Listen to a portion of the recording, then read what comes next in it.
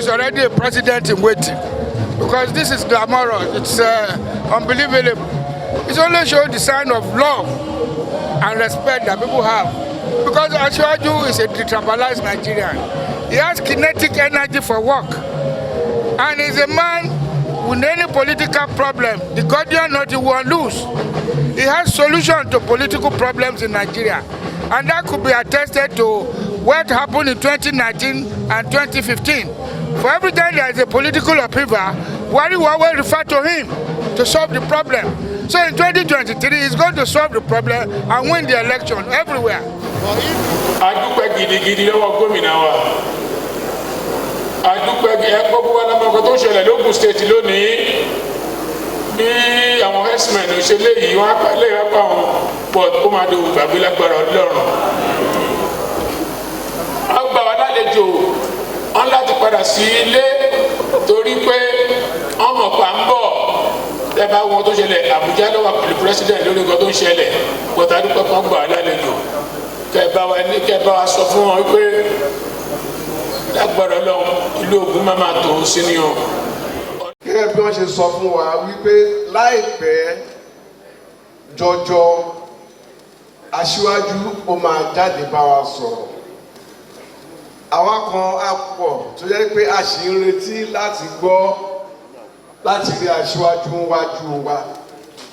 Nítorí ẹni tí o bá fẹ́ lọ sógun wàá wo ẹni tí o fẹ́ tẹ̀lé. A dẹ̀ mọ̀ wípé Aṣíwájú ó ti jà ọ̀pọ̀lọpọ̀ ogun tí ó sì ṣẹ́gun. Lágbára Ọlọ́run èyí tí a gbé sílẹ̀ yìí ó dá mi lójú pé àṣẹ jìnnà la máa ṣe. Ẹ jẹ́ ká fọwọ́sowọ́pọ̀ pẹ̀lú iṣẹ́ rabirabi tí wọ́n bẹ̀rẹ̀ yìí.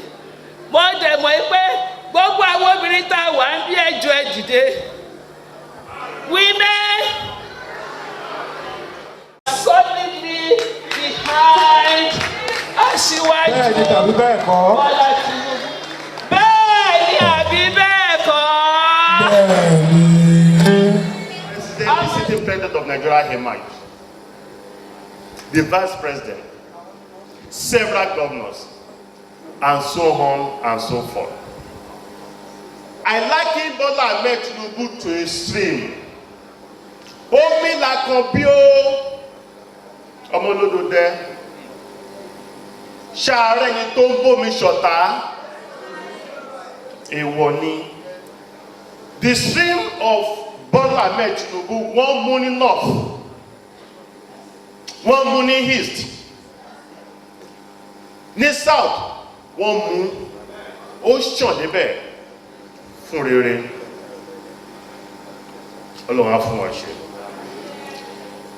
We are not also unaware that àwọn kan tí wọ́n ti gbẹ́lé wọ́n ṣe sọ èyí tó gbé wọn ti fẹ́ máa fi gé wọn jẹ èyí á ká yẹn lágbára Ọlọ́run.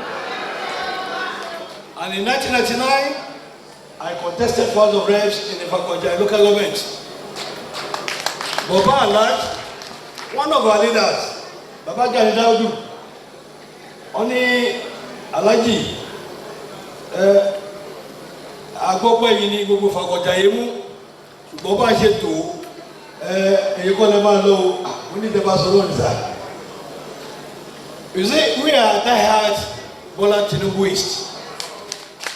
And we will continue to show the loyalty to him because he's a fearless hero.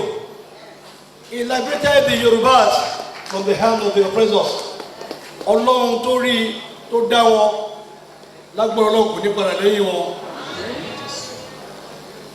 Tábà ń wo gbogbo àwọn tí Ọlọ́run fi jogún fún wa tó fi ṣìkẹ́ wa nílẹ̀ Yorùbá, ẹni mélòó ló gbé èso sí ara ènìyàn bí Bola Ahmed Tinubu.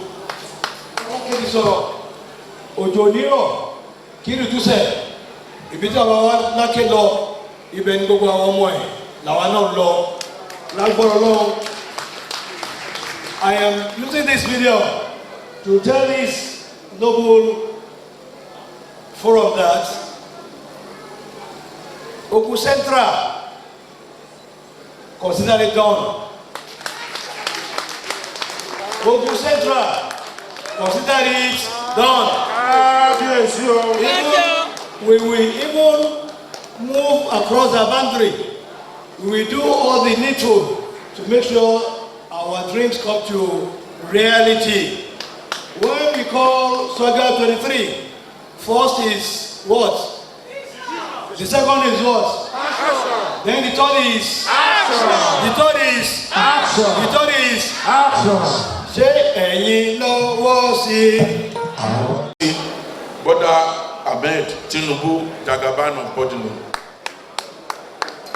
No individual can say everything about him with these political legends, and as a matter of fact, Bola Ahmed Tinubu is an asset valued to us in Yoruba race and Nigeria at large.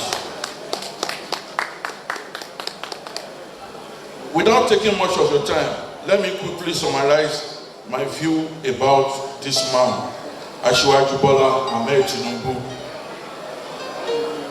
He's a grand political strategist. He's a patriotic leader and a democratic par excellence. He's a great believer of the Nigerian project.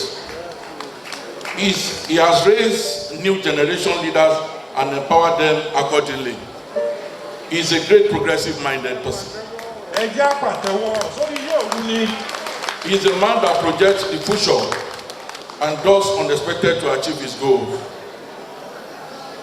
He's a philanthropist by excellence and as such impact in immeasurable.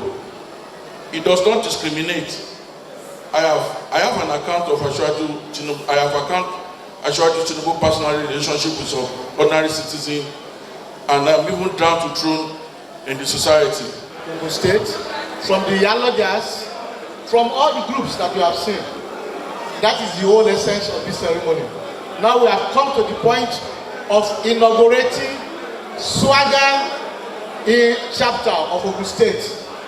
But first of all, IPAC, which is the umbrella body of all political parties, they want to identify with us.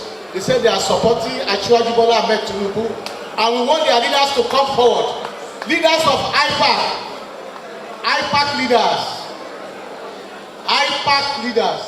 Come to join and celebrate with a man who has produced the President of the Federal Republic of Nigeria. The man Give him a round of applause, please. The Vice President of the Federal Republic of Nigeria. He has produced so many governors, he has produced so many senators, he has produced so many National Assembly members, he has produced chairman of local government, he has produced captain of industry. And by the grace of God himself, we have now to be produced as the President of Nigeria. Our mission in your statement, and like our leader said, we are members of three political parties, but for Asiwaju to become president, it has to go beyond, the political divide. Every one of us must come on board to give necessary backing, to that man for us to be able to achieve something economically, and for all of us, to have a sense of belonging. And that's why we are identifying with Swagger. Swagger is not a political party. It is all about producing the best of the best for President of Nigeria, so that all of us can have a new lease of life. We believe in them. That is why we are here. Look at the national chairman and Senator Badara. My mama is there. Mama Bamba. I greet you, man. So we are supporting them. We are here in Ogun State. All the political parties, we are interested. We will be happy. We will be fine with Asiwaju becoming the candidate of APC, one, then becoming the president of the Federal Republic of Nigeria. Thank you. Ogun people have shown us again they have their own way of doing things. Ogun people will always say, we will do it our way. And what does their way mean? Their way means excellence. It means perfection. It means striving for the best. So, Ogun people, they have performed excellently well today, and we are grateful for them. Pass mark for Ogun State. Let's clap for them. Please, let's clap for Ogun State. Let's clap for Ogun. We thank them for being our host for the past 3 days. I can see Senator Badaya is already on the stage. All those that need to be on the stage. Inaugurate the Ogun State chapter of Swagger. Please clap for them.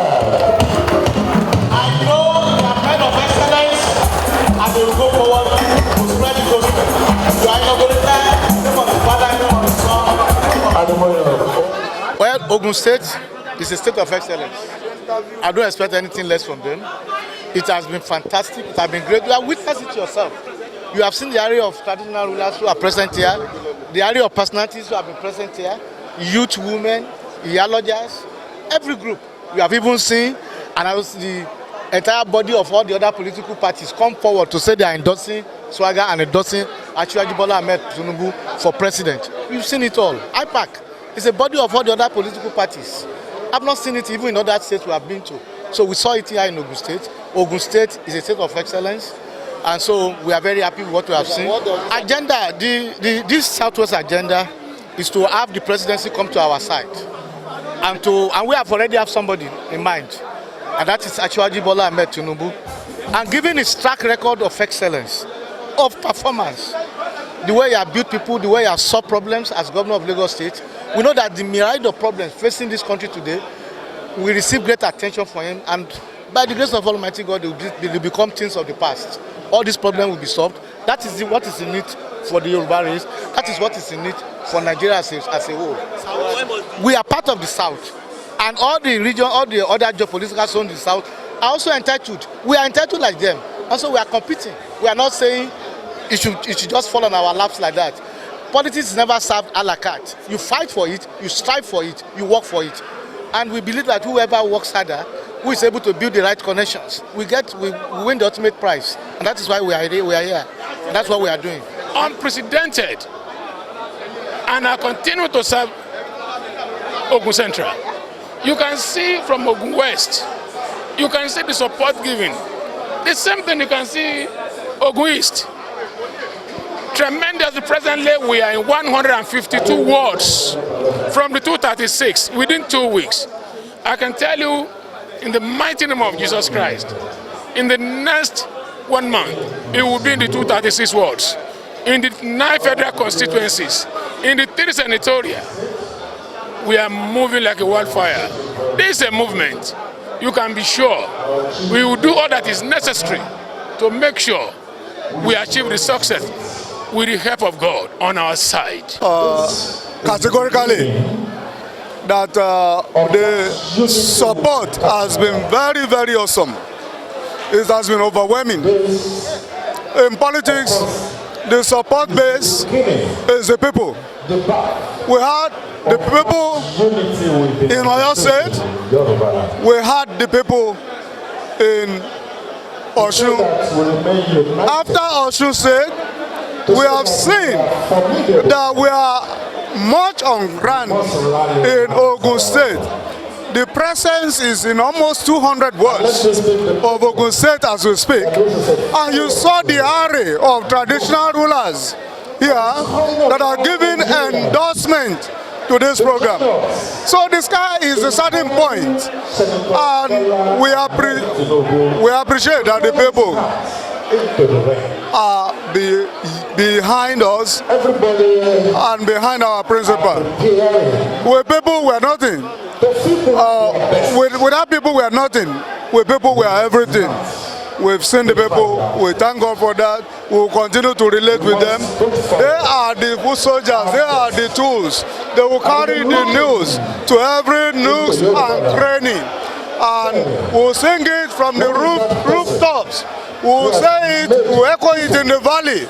And we'll take the mantle of leadership from 2023 by the grace of God.